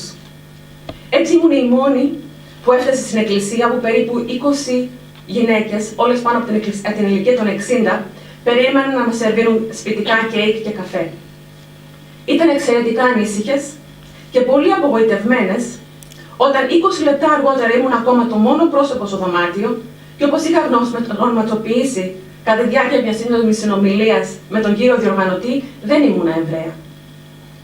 Όλοι περιμέναμε να περάσει η ώρα και να ξεκινήσει η τελετή, όταν 3 μεγάλες ομάδες μπήκαν στην αίθουσα. Οι επισκέπτες από το Ισραήλ ήταν μαζί τους. Οι γυραιές κυρίες ήταν ευτυχείς πέρα από κάθε περιγραφή και πήγαιναν γύρω-γύρω για να τους εξυπηρετήσουν, ευγνώμονες για την ευκαιρία να εξηλαιωθούν με έναν σιωπηλό και μάλλον ασήμαντο τρόπο. Μια από εκείνες που είχαν μάθει ότι ήμουν Ελληνίδα γύρισε και μου είπε: «Ελπίζω τα εγγόνια τους να μην μισούν τα εγγόνια μου. Δεν είναι υπεύθυνα. Ήταν η γενιά των γονιών μας». Στο Βερολίνο του 1930 ζούσαν 160.000 Εβραίοι. 55.000 δολοφονήθηκαν, 7.000 αυτοκτόνησαν, 90.000 μετανάστευσαν, 8.000 επέζησαν. Ο Μπούντα Τέμνικ δεν είχε χρόνο να περάσει από την εκκλησία για καφέ. Τον χαιρέτησα λέγοντας: «Τα λέμε στη Θεσσαλονίκη». Τον είχα συναντήσει το 1995 και ξανά το 2008 κατά τη διάρκεια της προσβολής στο Βερολίνο της ταινίας ντοκουμαντέρ Stolpersteiner. Το 1995 ως φοιτήτρια σκέφτηκα ότι η Ελλάδα θα είχε σύντομα το πρώτο της Stolperstein. Δεν μπορούσα να προβλέψω το μέγεθος της αντίστασης σε μια τόσο ουσιαστική και βιωματική μορφή μνήμης. Ο Τέμνικ τοποθέτησε το πρώτο λίθο μνήμος το 1992 στην Κολονία και σιγά σιγά ανέπτυξε το μεγαλύτερο αποκεντρωμένο μνημείο του κόσμου. Σήμερα υπάρχουν πάνω από 50.000 πέτρες σε 1.400 σημεία στην Ευρώπη σε 21 χώρες. Τώρα και στην Ελλάδα. Η πλειοψηφία των Stolpersteiner μνημονεύουν εβραϊκά θύματα του ολοκαυτώματος, ενώ ένας μικρότερος αριθμός άλλα θύματα. Στην ιστοσελίδα του, ο Τέμνικ αναφέρει στο Ταλμούδ λέγοντας ότι ένας άνθρωπος ξεχνιέται όταν έχει ξεχαστεί το όνομά του. Τα Stolpersteiner μπροστά από τα κτίρια φέρνουν πίσω τη μνήμη των ανθρώπων που κάποτε ζούσαν εκεί.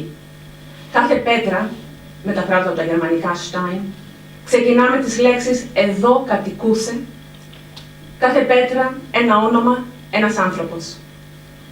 Οι λίθοι ένα κοινωνικό γλυπτό, επιβάλλουν στην καθημερινή ζωή των ανθρώπων, εισβάλλουν στην καθημερινή ζωή των ανθρώπων με απροσδόκητους τρόπους. Όταν κανείς σκύψει για να διαβάσει την επιγραφή ενός Στόλπενστάιν, κάνει διαφορετικές σκέψεις. Αυτό το άτομο, μπορεί να σκεφτεί κανείς, ήταν στην ηλικία μου όταν δολοφονήθηκε. Ήταν στην ηλικία της κόρης μου. Είχε γεννηθεί την ίδια χρονιά που γεννήθηκε η γιαγιά μου. Μπορεί να αρχίσει να αναρωτιέται κανείς τι θα είχε κάνει αν παρατηρούσε ότι η οικογένεια στο απέναντι σπίτι είχε εξαφανιστεί στη μέση της νύχτας.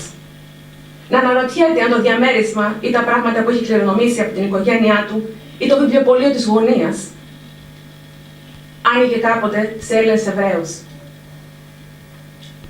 Αν σπουδάζετε στο Αριστοτέλειο Πανεπιστήμιο της Θεσσαλονίκης, το οποίο εν μέρει είναι κτισμένο πάνω στα ερείπια του εβραϊκού νεκροταφείου της πόλης, ίσως αρχίσετε να αναρωτιέστε αν είναι πιθανόν οι παππούδες των Εβραίων μαθητών που εκδιώθηκαν από το πρώτο σχολείο Αρένων, ελπίζω να έχετε δει τα Στόλπενστάιν εκεί, είναι θαμμένοι κάτω από την τάξη σας. Η καταγραφή και η μνήμη των ονομάτων των θυμάτων έχει αποτελέσει το επίκεντρο και άλλων μνημείων της Ευρώπης, όπως το Ραούλ Βάλενμπεργκ Memorial Plan Park, που βρίσκεται πίσω από τη μεγάλη συναγωγή της Βουδαπέστης. 560.000 Ούγγροι Εβραίοι εξοντώθηκαν κατά τη διάρκεια του Δεύτερου Παγκοσμίου Πολέμου. Τα ονόματα είναι καταγραμμένα στο δέντρο, στα φύλλα του δέντρου του Ίμρε Μπάγκα. Στη συναγωγή Πίνκα στην Πράγα είναι χαραγμένα στους τοίχους τα ονόματα 77.297 Εβραίων θυμάτων από τη Βοημία και τη Μοραβία. Σήμερα υπάρχουν μνημεία σε πάρα πολλές τοποθεσίες, εκατοντάδες μνημεία.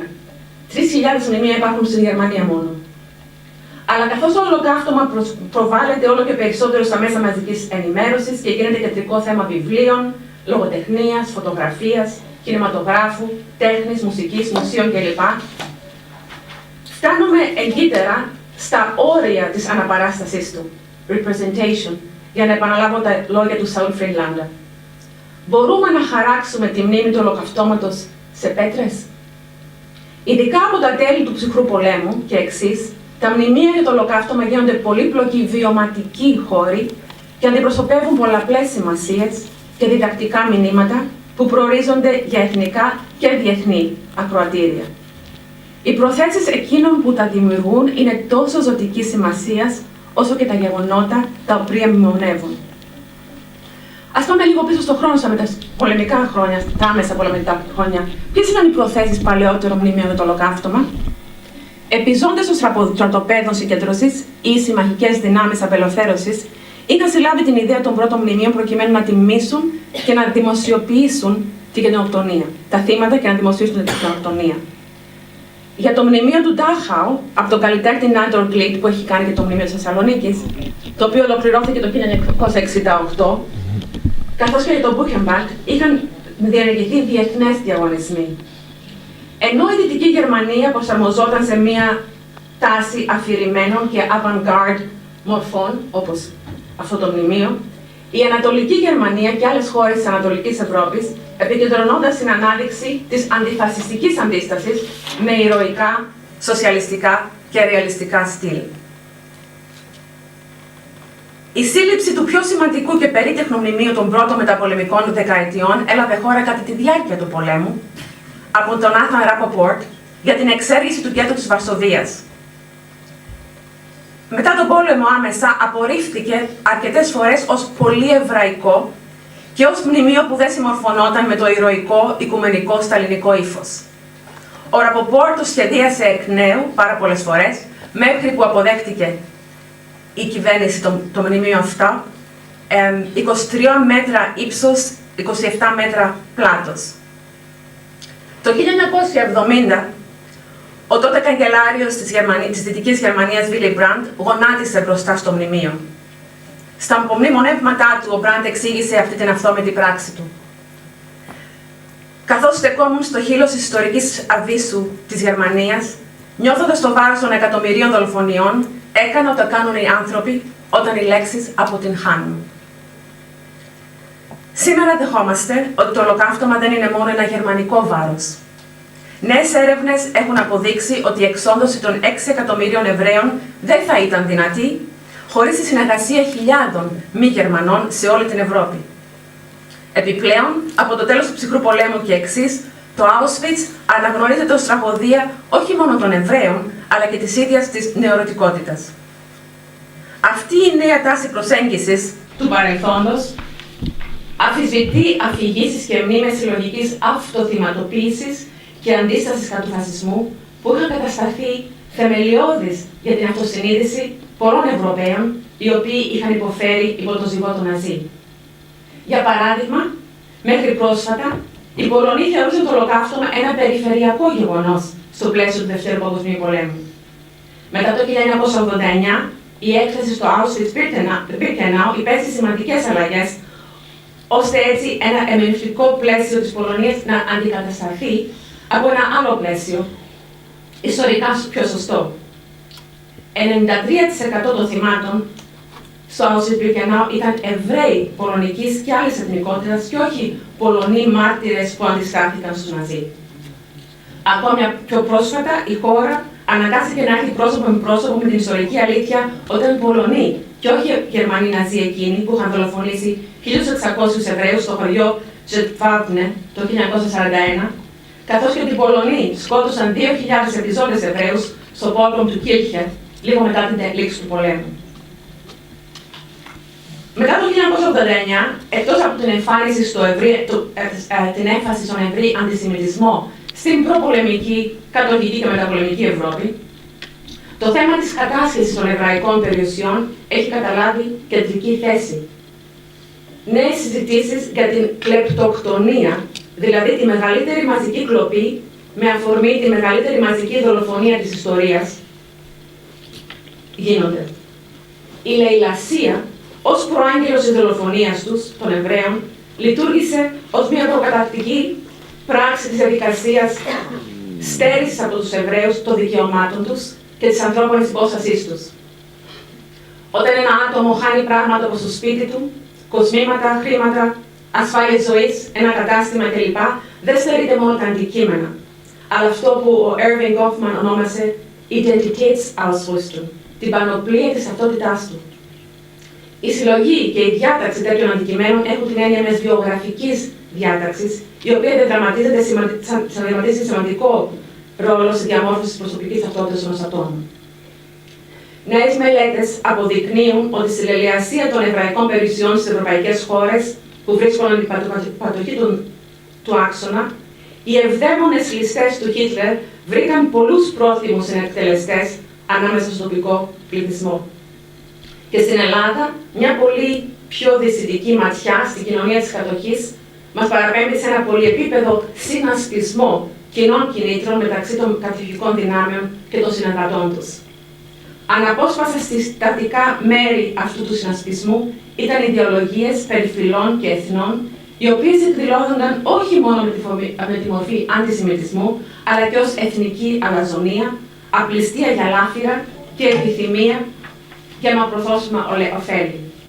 Στην Ελλάδα, η ανάταξη της συλλογικής μνήμης σχετικά με το εν λόγω θέμα είναι μια πολύ αργή διαδικασία. Τα σχολικά βιβλία, οι εορτασμοί επετείων, η νομοθεσία, οι δημόσιες δηλώσεις των πολιτών, του τύπου κλπ.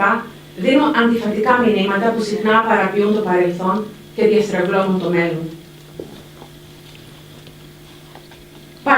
Παραθέτοντας ένα παράδειγμα, τον Ιανουάριο του 2009, η Ελλάδα τίμησε την Παγκόσμια ημέρα μνήμης του Ολοκαυτώματος και η τότε Υπουργός Εξωτερικών, Δώρα Μπακογιάννη, απίφθινε έκκληση για ευαισθητοποίηση σχετικά με την τύχη των Εβραίων. Λίγους μήνες αργότερα, τον Ιανουάριο στον Απρίλιο του 2009, ο Κωνσταντίνος Πλεύρης, ένας νεοναζί, αθωώθηκε από δικαστές που υποστήριξαν ότι το περιεχόμενο του βιβλίου του, «Οι Εβραίοι, όλη η αλήθεια», δεν παραβίαζε τον αντιρατσιστικό νόμο, παρά το ότι περιείχε φράσεις όπως, και βασικά δεν θέλω να σε επαναλάβω, Εβραίος και άνθρωπος είναι έννοιες αντιφατικές. Αυτό δεν θεωρείται ρατσισμός. Το 2009, ο Δήμος Αθηναίων δώρισε ένα κομμάτι γης σε ένα μικρό πάρκο με θέατρο κεραμικό. Η καλλιτέχνηδα Μαγκανιά λέει ότι ο προσανατολισμός του αστεριού του Δαβίδ, το το οποίο είναι χαραγμένο με τα ονόματα πόλεων από τις οποίες απελάθηκαν θύματα και η μυρωδιά από τα βότανα από τον κήπο έχουν στόχο να λειτουργήσουν ως καταλύτες της μνήμης και να φέρουν μια συμφιλίωση. Τα αποκαλυπτήρια του μνημείου το 2010 έλαβαν χώρα σε ένα πλαίσιο αυξανωμένων βανδαλισμών εβραϊκών νεκροταφείων σε όλη τη χώρα και βομβαρδιστικών επιθέσεων εναντίον της ιστορικής συναγωγής της Κρήτης. Το μνημείο της Θεσσαλονίκης, του Ναντρόλ Κλίτ, που έχει κάνει και το μνημείο στο Τάχαο, αποκαλύφθηκε το 1997, τη χρονιά που η Θεσσαλονίκη είχε ανακληθεί πολιτιστική πρωτεύουσα της Ευρώπης. Μεταδίδει την αίσθηση του μαρτύριου των θυμάτων. Μεταφέρθηκε στην πλατεία Ελευθερίας το 2007 και έχει υποστεί βανδαλισμούς αμέτρητες φορές.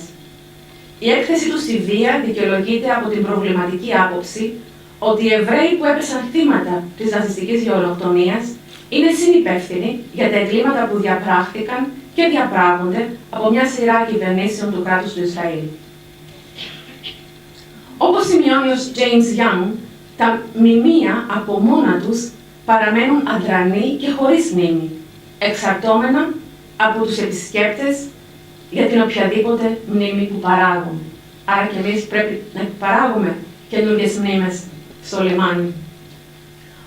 Ο Στέφαν Τοντόροφ εξηγεί ότι η πραγματολογική μνήμη εστιάζει στη μοναδικότητα τραυματικών γεγονότων, ενώ η παραδειγματική ευαισθητοποιεί άτομα που δεν έχουν καμία άμεση σχέση με το αντικείμενο μιας τραυματικής συλλογικής μνήμης και μπορούν να εξάγουν γενικότερα συμπεράσματα και διδάγματα που χρησιμοποιούνται και σαν αρχή δράσης για το παρόν. Κάτι δηλαδή που μπορεί να συμβεί με τους μαθητές και φοιτητές που ήρθαν εδώ σήμερα. Τα Stolpersteine είναι ένα μνημείο που απευθύνεται στην παραδειγματική μνήμη. Ας γυρίσουμε πάλι στο σήμερα, στη Θεσσαλονίκη. Σήμερα τοποθετήσαμε λίθους μνήμης σε ένα δημόσιο χώρο και όχι μπροστά από μια κατοικία ή ένα πολυκατάστημα.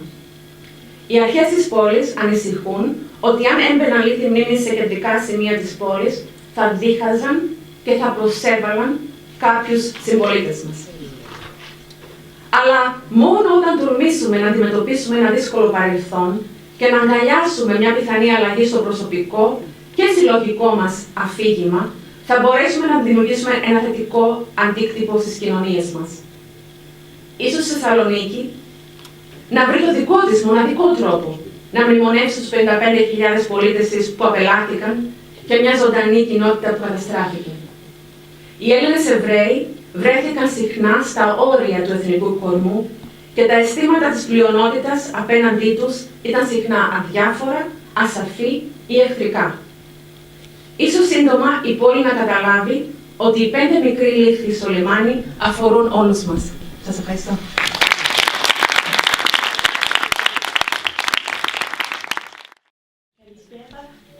I apologize, I don't speak any Greek and didn't understand much, so if I repeat something that's been said, please forgive me. Do you need a translation, or is English okay? Yeah, I think it's... I'm just going to say 2 or 3 words. I'm representing Gunta, who you just saw in the video. I organize all the layings of Stolpersteine which are made outside Germany. So there are now over 60,000 in 20 countries. And I've never seen as many students and as many attendees as today. Today was a very moving ceremony in Thessaloniki for me. And so thank you very much for organizing that. And the children have all gone, but if they represent the future, then there's hope. So that's my hope today, that every young person is like them. So thank you, Eva and Regina, for organizing it. They contacted me almost 2 years ago. We never thought, any of us, that we would be here today. So it's actually a miracle. So thank you very much. And thank you, Humanity in Action, for supporting them, and for Heinrich Böll Stiftung, and for everyone else in Thessaloniki. So as I would say, Gunter Demnig was born in 1947. He's been making Stolpersteine for 20 years now. That's basically his entire life. He spent over 300 days a year placing them on his knees. But here you had the city authorities doing it, but usually he does it. And he was in Thessaloniki last January and placed the first 50. And who knows, maybe one day there will be 50,000, maybe not. It remains a symbolic project everywhere. Okay, so as the project is called in German Hier wohnte, here lived. It's always important to bring back the names of people to where they lived, and not where they lived because there was an order by the Nazis to move to a ghetto, where they lived by choice. Everything else is different on the Stolperstein from the Talmud. And Stolpersteine, you can't notice them sometimes. You just walk past them. Once you see them, however, you have to actually bend down, you have to kneel, you have to take your time in order to read the inscription. And this is going to be the case in Thessaloniki too. People won't see them at the beginning, but then people will notice them, they'll start crowding around, they'll read it. That's how it happens. Now they've become so common in Germany that people don't always stop to look. So the first ones were placed 20 years ago in Cologne, illegally. The next ones were placed, 50 were placed in 20 years ago as well in Berlin, illegally. And it's only when at one point the authorities wanted to take them out because there was a construction site. Berlin is a construction site still today. And the authorities saw these Stolpersteine and said, oh, what are these? And they wanted to take them out, but they said, no, these show respect for people, and it's only then that it started becoming a legal process. So now none of them are placed illegally. And as I said, Gunther spends 300 days a year on the road, so he can no longer make the Stolpersteine. All of them are made by this man, Michael Friedrich Friedländer, who lives in Berlin. And this is where I went to get them last week. I took the Stolpersteine and I brought them to Thessaloniki in my suitcase. They're very heavy, but I'm very glad to have been able to come here because it means that I was able to see this incredible city, which, as you know more than me, is full of contradictions, full of ghosts, also, however, full of wonderful food, so I'm very glad. A great museum, which taught me a lot about Greek cinema. And the second museum, which if nobody has seen it, I really recommend the exhibition at the Museum of Photography on refugees, because the Stolpersteine are a place for the victims of the past. The refugees are today's victims. And then on that note, that's how I'd like to close. So thank you.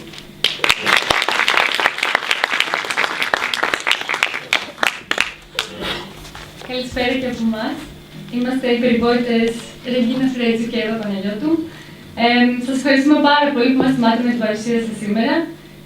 Είναι μια πολύ ιδιαίτερη μέρα για μας, γιατί προσπαθήσαμε επί 2 χρόνια να πραγματοποιήσουμε αυτό το project.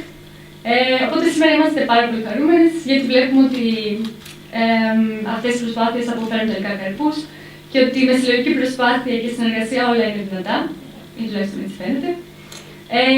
Υπόθηκαν ήδη κάποια πράγματα για το πώς ξεκίνησε αυτό το project και τον εκπαιδευτικό οργανισμό στον οποίο κάναμε αυτό το πρόγραμμα του 1 μήνα, κατά τη διάρκεια του οποίου ανακαλύψαμε το project στο Βερολίνο και το πώς σκεφτήκαμε να το φέρουμε εδώ. Αυτό που δεν είπαμε είναι ότι αυτό το project του 1 μήνα έχει 2 κομμάτια ουσιαστικά.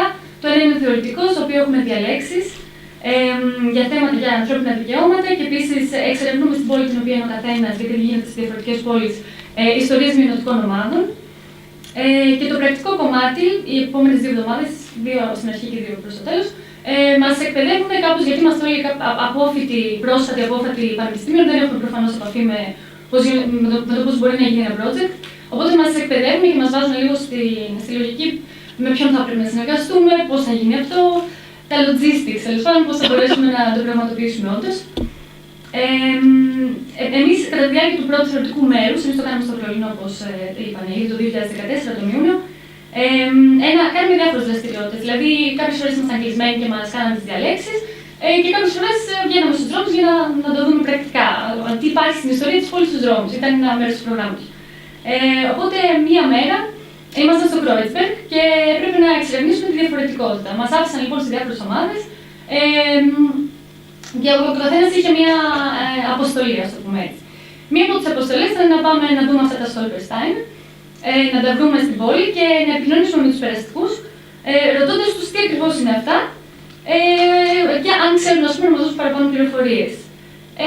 Μόλις το κάναμε αυτή τη δραστηριότητα, μιλούσαμε με τη Ρεγίνα, ενθουσιαστήκαμε, γιατί Μπορεί να τα είχαμε προσέξει παλιά, δεν ξέραμε τι ακριβώς είναι. Και σκεφτήκαμε από το σχολείο μας, ας πούμε, εμείς τι ξέρουμε για το ολοκαύτωμα, τι έχουμε κάνει, τι έχουμε σκεφτεί, ας πούμε, μόνο να σκεφτεί ή μάθει.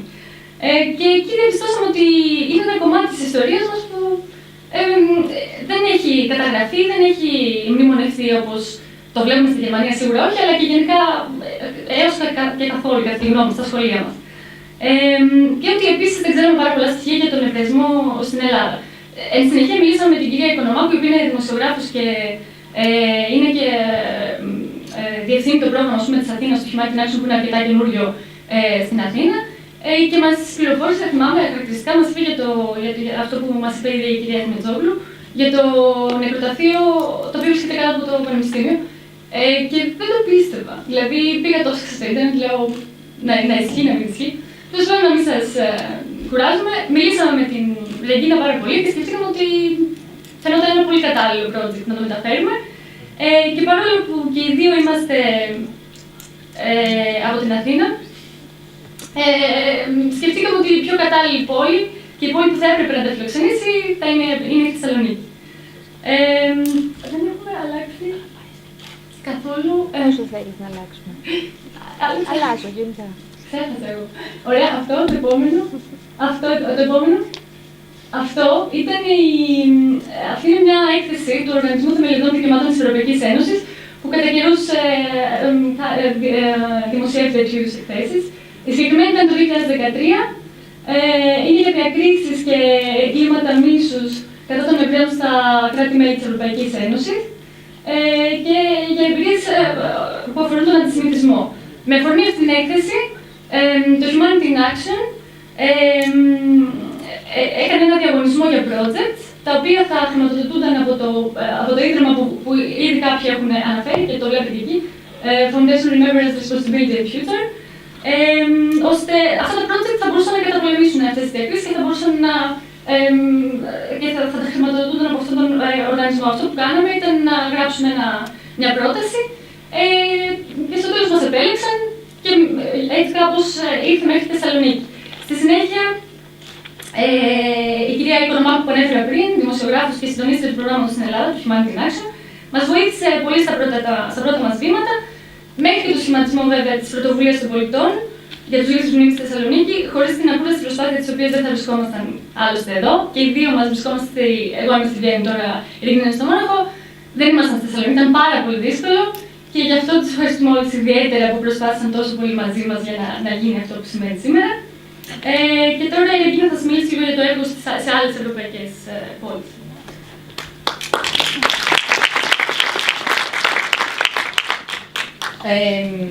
Στην πορεία μας και στην έρευνα που κάναμε, εξαφνιαστήκαμε θετικά από το εύρος του προγράμματος και από το πόσες χώρες έχουν συμμετάσχει στο συγκεκριμένο πρόγραμμα, τη μεγάλη του διάσταση. Εδώ βλέπετε έναν χάρτη με όλες τις χώρες οι οποίες συμμετέχουν, είναι 20 χώρες, σύντομα θα γίνουν 21. Όπως είπαν και προηγουμένως, πρόκειται για σχεδόν 60.000 πέτρες σε 20 χώρες, καθιστώντας το μεγαλύτερο μνημείο αποκεντρωμένο παγκοσμίως. Είμαστε ιδιαίτερα περήφανοι σαν ομάδα που πλέον και η Θεσσαλονίκη εντάσσεται σε αυτό το χάρτη. Αυτό είναι μια πρωτοβουλία που γίνεται στο ίντερνετ, λέγεται Historic Place, μπορείτε να μπείτε και αν πατήσετε πάνω στο νούμερο 5, μπορείτε να δείτε τη συγκεκριμένη τοποθεσία των 5 στολπαστάνι που τοποθετήθηκαν σήμερα στο λιμάνι της Θεσσαλονίκης, αλλά και αλλού στον κόσμο. Ελπίζουμε ο αριθμός τους να αυξηθεί και να δούμε έναν μεγαλύτερο αριθμό σε όλη την Ελλάδα. Στην επόμενη φωτογραφία θα δείτε πώς στη Γερμανία, για παράδειγμα στο Αμβούργο, φροντίζουν τα στολπαστάνια. Και τέτοιες όμορφες εικόνες και μια τέτοια θετική επίδραση ελπίζουμε να δούμε και στην Ελλάδα. Σκοπός μας εξ αρχής ήταν και η νέα γενιά, τα παιδιά που ήταν προηγουμένως εδώ, και απλοί πολίτες, γειτονιές, να αναλάβουν από μόνοι τους πρωτοβουλίες. Ο Δήμος Θεσσαλονίκης να υποστηρίξει ενεργά το εγχείρημα αυτό και να αποδεχτεί τα στολπαστάνια, όχι μόνο όμως στη Θεσσαλονίκη, ελπίζουμε να το δούμε και σε άλλες πόλεις της Ελλάδας. Ναι, και στην Αθήνα, που είμαστε εμείς. Σας ευχαριστούμε πάρα πολύ. Έχουμε ευχαριστίες τώρα. Ναι, αρκετές κιόλας. Ναι. Λοιπόν, κλείνοντας, θα θέλαμε να ευχαριστήσουμε αρχικά το γραφείο του Humanity in Action και κυρίως την κυρία Άτια Σάιτζοη, φυσικά και τον Ιωάννης, απλά η Άτια δεν μπορούσε να είναι μαζί μας σήμερα, γιατί μας έχουν στηρίξει πάρα πολύ σε αυτή την προσπάθεια. Αυτό που δεν ξέρετε είναι ότι όσο καθυστερούσαμε εμείς να κάνουμε το project, έπρεπε να παίρνουμε παρατάσεις από παρατάσεων, που τους δημιουργήσει πονοκέφαλο και αυτόν δηλαδή ενώ μας στήριζαν. Και ευχαριστούμε πολύ την κυρία Χοντολίδου και την κυρία Αλήθεια Ρούχ, που μας βοήθησαν στα πρώτα μας βήματα στη Θεσσαλονίκη, ήταν από τις πρώτες μας επαφές. Φυσικά την Ισραηλική κοινότητα Θεσσαλονίκης που μας στήριξαν από την αρχή και δέχτηκαν με χαρά το project μας. Τον Οργανισμό Λιμένος της Θεσσαλονίκης για τη διάθεση του χώρου, αλλά και την υποστήριξη που μας παρήχαν. Τον κύριο Αντωνίου που έκανε την έρευνα και πραγματοποίησε όλη την έρευνα για τα Solberstein που πήγαν σήμερα. Έγινε υπό το συντονισμό του Ιδρύματος Χάνης Πόλης της Ελλάδας, όπου πραγματοποιήθηκαν στα κτίρια του οποίου meetings επί meetings, στα απογεύματα. Και χωρίς αυτούς το project δεν θα είχε μείνει μόνο στα σχέδια. Ευχαριστούμε πολύ για τον χρόνο που διαθέσατε μαζί μας και για μας και για αυτό το project και για το πάθος με το οποίο τον επενδύσατε. Και φυσικά ευχαριστούμε τα παιδιά, τα οποία σήμερα έκαναν μια πολύ ξεχωριστή, τη μέρα ακόμα πιο ξεχωριστή, αλλά δυστυχώς δεν είναι εδώ μαζί μας. Αν κάποιοι δάσκαλοι είναι εδώ να τους το μεταφέρουν, γιατί ήταν καταπληκτικό το που έκαναν. Μας γέμισαν με ελπίδα για το μέλλον και μακάρι να όλοι στο μέλλον να εξελιχθούν όπως σύμφωνα με αυτά με τα καλλιτεχνικά τους τις επιθυμίες όπως μας τις εξέφρασαν σήμερα. Ευχαριστούμε πάρα πολύ.